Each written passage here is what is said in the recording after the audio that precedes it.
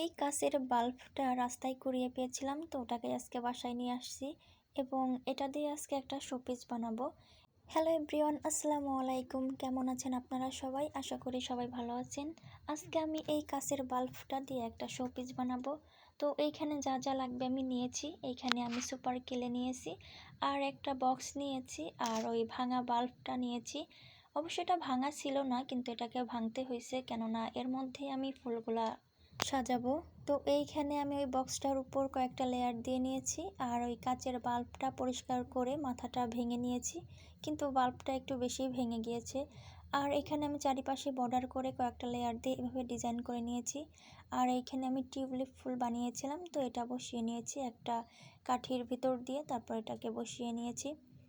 এরপর যেই কাচের বাল্বটা ছিল ওটা আমি এর মধ্যে দিয়ে দেব।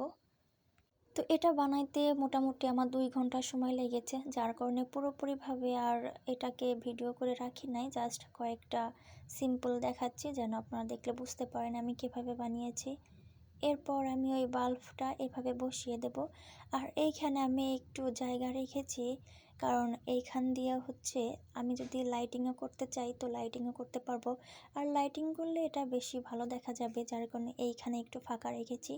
এর ভিতরে যদি ছোট্ট একটা লাইট দিয়ে দিই তাহলে এটা জ্বলবে, দেখতে আরও সুন্দর লাগবে।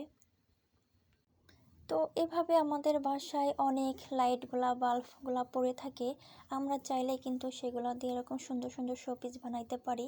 এটা কিন্তু কোনো কাজেই লাগতো না, যেহেতু এটা আমি রাস্তার পাশে কুড়িয়ে পেয়েছিলাম, তো ওটা রাস্তার পাশে পড়ে থাকতো, সেই থেকে এটাকে নিয়ে এসে এরকম একটা লুক দিলাম।